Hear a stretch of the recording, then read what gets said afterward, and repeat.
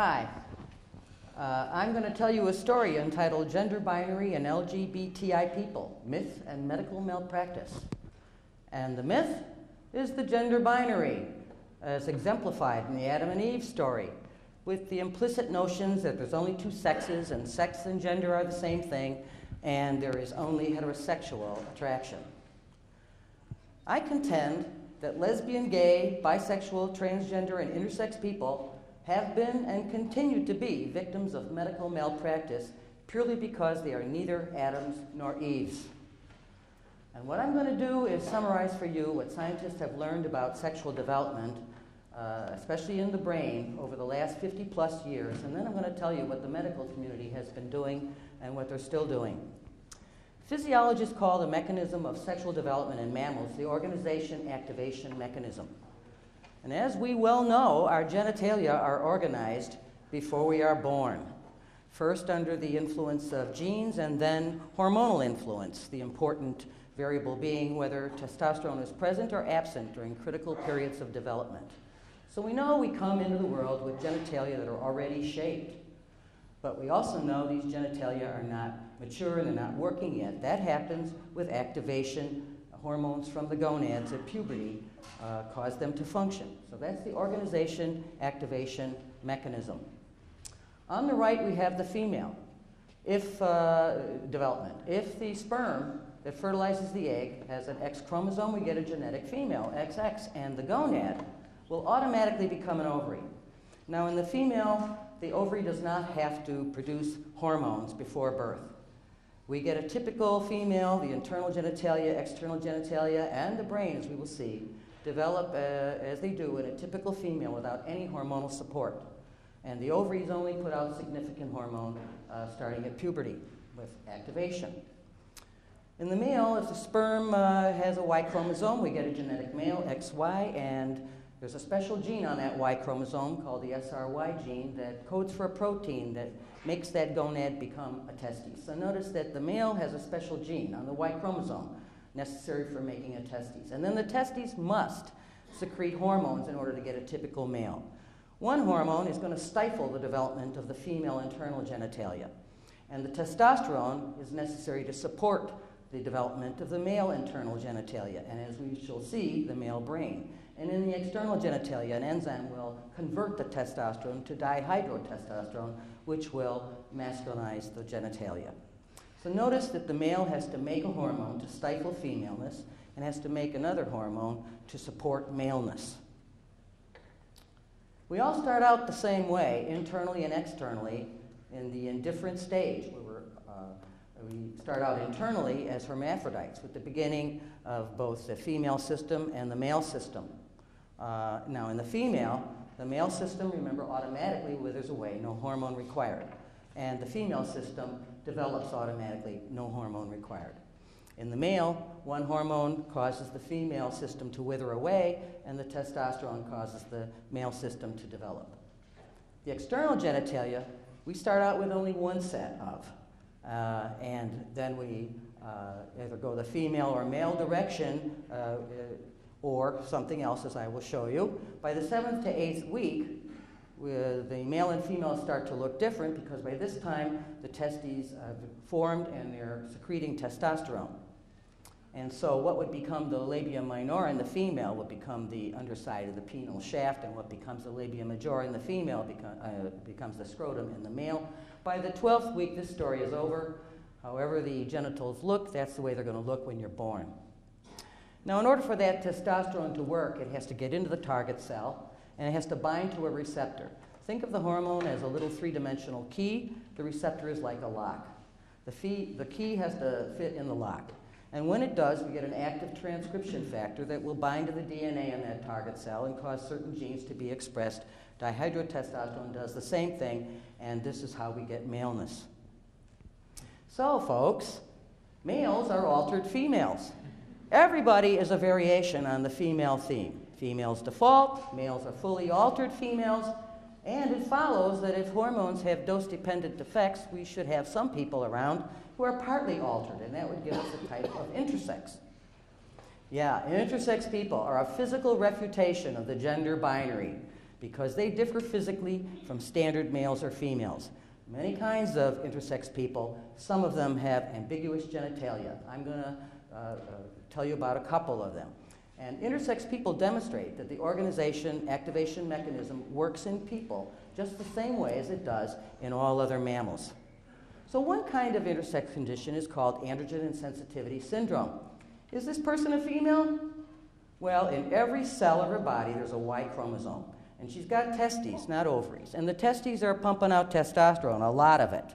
But the testosterone doesn't work because, see, we're looking at a map of that the gene for that testosterone receptor, the lock.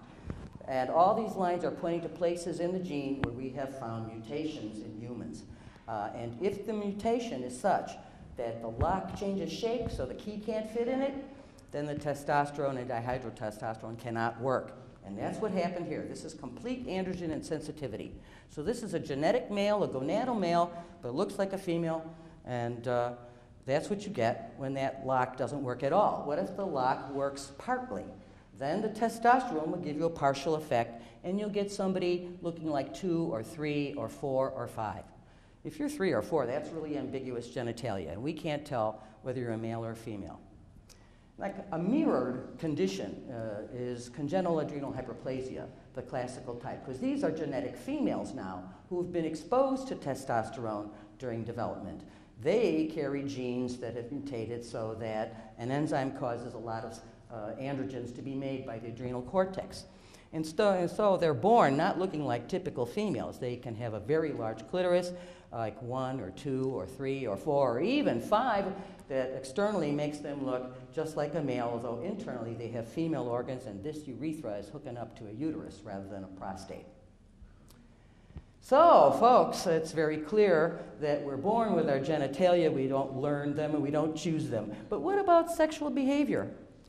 Do we learn our sexual identity? Do we choose our sexual orientation? I'm going to give you 4 lines of evidence that show that the organization activation mechanism works in the brain the same way it does in the genitalia in people like it does in all other animals. And these 4 lines of evidence are the animal work, the David Reimer story, Sexuality of Intersex People, and human brain work, where we're comparing trans and gay brains to the brains of Adams and Eves. The animal work. In 1959, the first paper showing the biological origins of sexual behavior, where they described treating female guinea pigs with testosterone during the later stage of pregnancy. This is after the genitalia have formed. And upon puberty, activation, these guinea pigs, although they were female, had sexual behavior that was very male-like. So this showed that the testosterone was organizing the brain and the behavior was affected later in life. And many, many, many mammals have been looked at over the years since then, and all of the evidence points to a determining influence of prenatal hormones when it comes to sexual behavior, without exception. And something else we know from the animal work is this part of the brain here, called the hypothalamus, that's hooked up to the pituitary, which it controls, and it's also hooked up to the ancient emotional mammal brain, the limbic system. We know the hypothalamus is the place for instinctive drives and behaviors. When you're hungry, when you're thirsty, when you're sleepy, that's your hypothalamus talking to you. It's in charge of you. You are not in charge of it. And it's also in charge of sexual function. It's important to know that this limbic system, one component of which is the amygdala, the source of all your emotions and emotional expression, and this hypothalamus that are hooked up to each other, these are ancient places in the brain, similar in all mammals. We also know from the animal work that it's this front part of the hypothalamus in blue. This is a rat and that's a ewe. It doesn't matter because it's always the anterior hypothalamus that controls sexual behavior. We can show this. If we lesion this area, we destroy the sexual behavior in both sexes. If we stimulate it with hormone implants, we get that sexual behavior. If we look at this part of the brain under the microscope, we see sexually dimorphic nuclei. That is, different size nuclei between males and females, suggesting this area of the brain has something to do with sexuality. In order to tell you about David Reimer and the intersex people, I have to introduce these 2 adversaries, John Money and Milton Diamond. John Money, he's the bad guy. He was a psychologist. He was a psychologist who formulated the psychosexual neutrality at birth theory. He maintained that we learn our sexuality. And this theory, we come into the world with a sexually blank brain, okay? We learn our sexual identity, we learn our sexual orientation, and this evolved into the optimal gender of rearing policy that required that you make sure that the genitalia look conventional so that the patient and the parents don't get confused about what their gender is supposed to be. And if you have altered the genitalia, you have to lie to this person because that would spoil their optimal gender rearing. Now, Milton Diamond was a biologist. In fact, he was a graduate student in that University of Kansas lab that published that first paper in 1959. So he has an evolutionary view, paid a lot of attention to the animal work. He wrote a great paper challenging Money's theory way back in '65 when Milton Diamond was just a grad student, but nobody paid attention to it because he was just a grad student. And John Money was already a big shot at Johns Hopkins. David Reimer was John Money's most famous patient, and this case was known as the John Joan case in the medical literature. David Reimer was an identical twin boy whose penis was destroyed in a circumcision accident. The distraught parents consulted John Money, who says, well, we'll make him a girl. So they castrated this little baby.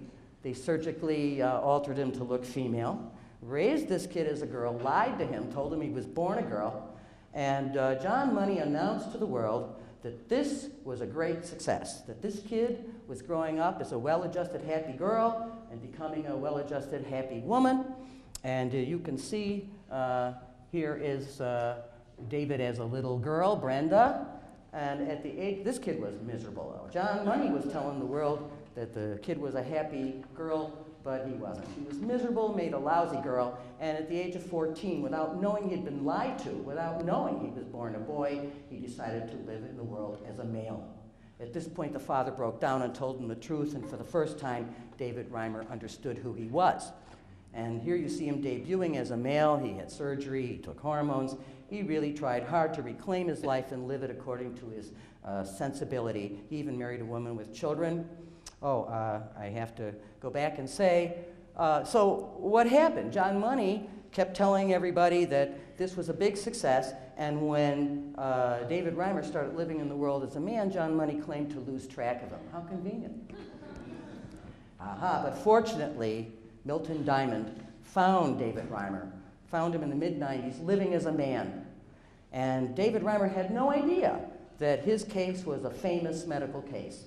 He had no idea that this case had become the model for standard care for babies with ambiguous genitalia, or baby boys born with a micropenis, or baby boys who had their penis destroyed. He had no idea that thousands and thousands, we have no idea really how many, thousands of intersex babies all over the world had their genitalia mutilated, were lied to, and raised in a gender that didn't feel right for who they are. When David Reimer understood that all these intersex people were suffering, he decided to cooperate with Milton Diamond, and he came forward and told his story. And this was the beginning of the end for John Money and his bogus theory. However, John Money's theory took hold in the 50s and prevailed through the 60s, 70s, 80s, and through most of the 90s, and his legacy lives on, as I will show you. This phallometer was designed by an intersex group to show how John Money's theory played out in medical practice. So, if you were a baby boy, your penis could never be too big, but it certainly could be too small. And if it was smaller than an inch, well, we're just going to hack it off and raise you as a girl. Okay? And a clitoris can never be too small, but it certainly can be too big, and if it's too big, we're hacking it off with its nerve endings, and that'll make you an Eve, you see. You got to be an Adam or an Eve. You got to be able to penetrate or be penetrated. You never can be something in between or both or neither. Now, ever since John Money was exposed as a quack, many of the intersex people have been coming forward out of the shadows, out of the secrecy and shame. And now we can learn about their sexuality. So what about these people with complete androgen insensitivity syndrome? What is their sexual identity? Guess what? All of them feel female because the testosterone could not work in their brains. Okay? And how about the people with partial androgen insensitivity? Well, some feel like males and some feel like females. it varies. So many raised as boys live as females as they get older. Many raised as girls live as men as they get older. Congenital adrenal hyperplasia, most of these females are heterosexual women, but the incidence of bisexuality and lesbianism is higher, and that goes along with the organization activation mechanism. And then there's a group of intersex people. This is called cloacal exstrophy. This condition causes malformation of the entire pelvic region, and usually the genitalia are poorly formed, if at all. Half of these babies are genetic males, XY, and the testes have produced testosterone normally before birth, but because of John Money's policy, these people were subjected to feminizing genitoplasty. Of course, they were castrated and lied to and raised as girls and told they were born girls. And guess what we know now?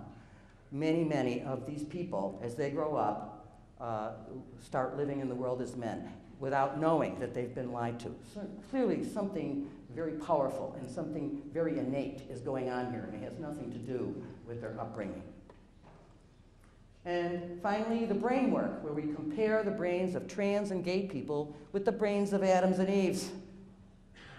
Okay, and if you got your hands on a bunch of transsexual brains, where would you look to compare them? Why? The animal work says, look at the anterior hypothalamus. So that's where they looked, and guess what they found?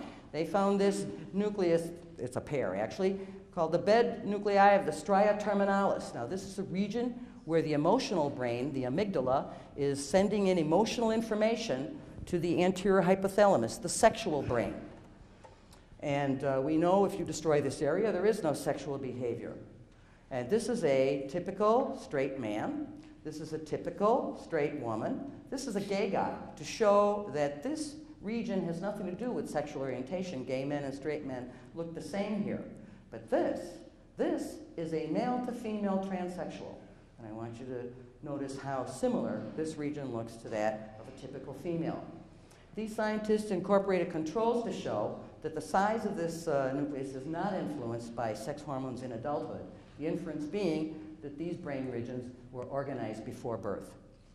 Now that was a study looking at the presynaptic nerve endings coming into the nucleus. A second study looked at the postsynaptic cells and found the same kinds of results. Straight man, straight woman, gay man, male to female, transsexual.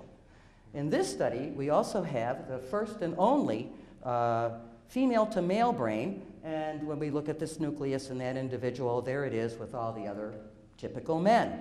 And here's somebody who was male-bodied but felt female ever since you could remember, but never did anything about it. No surgery, no hormones. And now when we look at this part of the brain in that person, it looks the same as in regular females and in the trans women. I think this tells us that trans people are not crazy, and they're not imagining or making anything up, that what they say about how they feel about themselves is real. Okay? And plus, we have genetic evidence. There's a high proportion of male to females who carry a gene that codes for a longer version of the androgen receptor, which is known to weaken the testosterone effect, and this could explain why the brain did not get altered to give them a male identity. And there's also a high proportion of female to male people who carry genes that code for enzymes that cause a lot of sex steroids to be made before birth, and this could masculinize the brain and cause them to have a male identity. How about sexual orientation? Well, now we know gay people are all over the world, and that homosexuality is widespread in the animal kingdom. And again, we get a hold of a bunch of gay brains like Simon LeVay did back in '91, and he looked at the anterior hypothalamus, of course, and we find that only this one pair of nuclei there, the third interstitial nuclei of the anterior hypothalamus, are very different between gay men and straight men. Straight men have a much bigger nucleus, and gay men have the size nucleus similar to that of regular females. And a second study done on human brains confirmed the first study. And moreover, when scientists looked at rams who were known to be exclusively gay and compared them to the straight rams and looked at this these nuclei in the anterior hypothalamus, what do you think they found? They found the same thing that we found in the human studies. And functionally, we know the anterior hypothalamus lights up for same-sex pheromones in gay people and opposite-sex pheromones in straight people. And we know that there's a genetic component in both gayness and lesbianism. And so, this wordy slide is filled with quotations from the scientific experts in the field. I didn't want to change what they had to say. Gender identity and sexual orientation are programmed or organized into our brain structures when we are still in the womb. Since sexual differentiation, this next statement addresses the origins of transsexuality. Since sexual differentiation of the genitals takes place in the first 2 months of pregnancy and sexual differentiation of the brain starts in the second half of pregnancy, these two processes can be influenced independently, which may result in extreme cases in transsexuality. So notice, it's not that they mislearned their gender roles or something went wrong when they were being raised as little kids. This is an innate phenomenon. And now the next statement is the scientist talking to the pediatricians and telling them to stop the infant genital mutilation. This also means that in the event of ambiguous sex at birth, the degree of masculinization of the genitals may not reflect the degree of masculinization of the brain. So don't think you can guess what the sexual identity of this kid is going to be by looking at the genitalia. You're going to have to let this child grow up and they will tell you who they are. And finally, a humdinger sentence. There is no indication that social environment after birth has an effect on gender identity or sexual orientation. So, you know what? We don't learn our sexual identity, and we don't learn our sexual orientation. We discover it. So what has the medical community been doing to LGBTI people?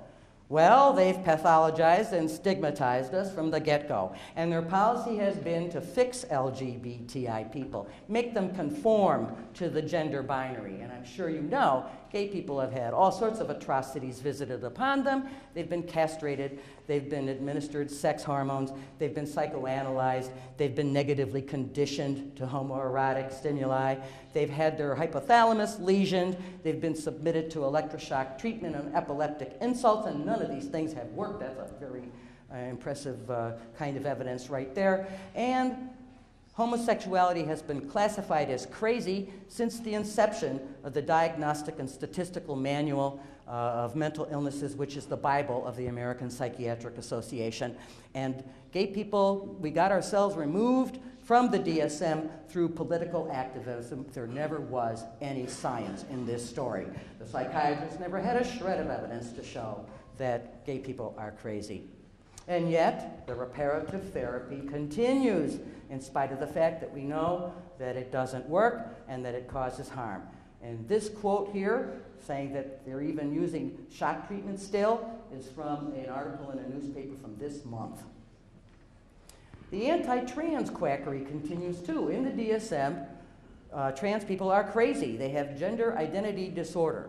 And the World Health Organization, as well as the American Psychiatric Association, considers trans people crazy. And not only that, but they have given the revision of the DSM over to reparative therapy quacks, and they are changing the name to placate trans activists, but trans people are still crazy in the DSM. What about intersex people? What is the medical community doing to them? Guess what? They're still mutilating the genitalia of intersex babies. Whatever happened to medical ethics? Whatever happened to informed consent? Whatever happened to first do no harm? And speaking of harm, now that money has been exposed, there have been a few follow-up studies. These are males, half-raised female, half-raised male, and down at the lower table is all genetic males raised as girls, and that's a 2012 paper from Germany. And just look at those numbers, they're horrible. In spite of all the surgeries, these people hate their bodies, they're having all kinds of problems, 2/3 with sexual dysfunction. This word here means painful sex. You know, doctors with scores like these you never would have gotten into medical school. And these researchers never asked, what if we had done nothing? What if we left the genitalia alone with the nerve endings intact and everything working? And Milton Diamond went to the American Pediatric Conference in 2000. He said, listen, you've got to declare a moratorium on these genital normalization surgeries until you can prove that you're doing something good. And they said, no, no, we're not declaring a moratorium, and they used parental distress and prejudice to justify the ongoing damaging surgery. And not only that, the pediatricians actually voted to not inform their former patients of their intersex status and previous medical treatments. And in response to intersex activism, they devised new pathologizing terminology so that all intersex people are disordered. And to boot, those quacks that are revising the DSM have invented a new form of craziness for intersex people who are unhappy with the gender assigned to them at birth. It's very clear that we need to reform medical care for LGBTI people. The scientific message that core sexuality is innate needs to reach everybody. LGBTI people are natural variations. Yeah, we're different, but we're not disordered. And the medical people should have as their goal our health and happiness, not trying to convert us into Adams or Eves. Clearly, ethical guidelines for medical treatment of LGBTI people should be established, because medical policy should be based on scientific evidence and ethical principles, not religious myth. Thank you.